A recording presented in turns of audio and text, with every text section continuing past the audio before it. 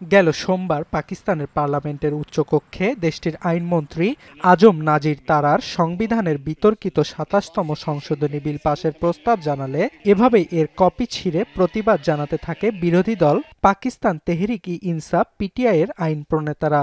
এরপরও দেশটির পার্লামেন্টের উভয় কক্ষে পাশ হয়েছে বিলটি। বৃহস্পতিবার এতে স্বাক্ষর করেন দেশটির প্রেসিডেন্ট আসিফ আলী জারদারি। মূলত এর মাধ্যমে ক্ষমতা বাড়ছে দেশটির বর্তমান সেনাপ্রধান আসিম মুনিরের। বিলের আওতায় দেশটির প্রতিরক্ষা বিভাগের দায়িত্ব পাচ্ছেন তিনি, অর্থাৎ সেনাবাহিনীর পাশাপাশি নৌ ও বিমান বাহিনীরও সার্বিক কমান্ডের দায়িত্ব পাবেন মুনির।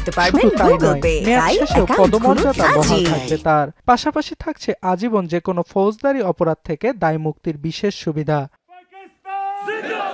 বিলটি পাকিস্তানের সামরিক শাখার সামগ্রিক শক্তিমত্তা বাড়াচ্ছে নাকি দেশটিকে আরেকটি সেনা শাসনের দিকে ঠেলে দিচ্ছে তা নিয়ে প্রশ্ন উঠেছে নানা মহলে।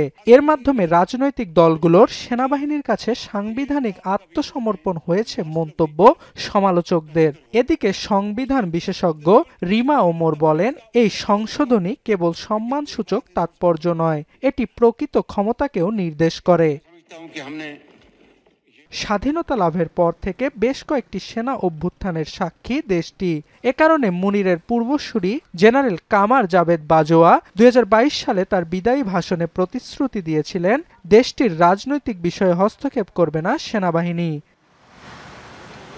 কিন্তু নতুন সংশোধনীটি তার প্রতিশ্রুতিকে কতটুকু টিকিয়ে রাখবে তা নিয়েও তৈরি হয়েছে সংশয়। ভারতের সঙ্গে সংঘর্ষের পর সাফল্যের স্বীকৃতিস্বরূপ গেল মে মাসে সাবেক প্রেসিডেন্ট ও সেনাশাসক আইয়ুব খানের পর দ্বিতীয় সামরিক প্রধান হিসেবে 5 স্টার র্যাঙ্ক পান আসিম মুনির।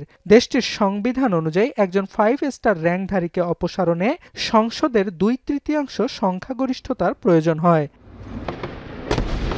আসিম মুনির সেনাপ্রধান হিসেবে দায়িত্ব নেয়ার পর থেকেই তাকে বিশেষ সুবিধা দিচ্ছে পাকিস্তান সরকার।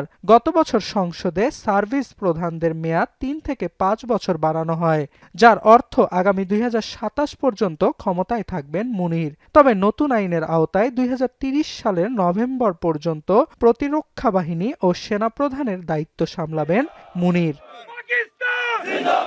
অর্ণব প্রসাদ, এখন বিশ্ব।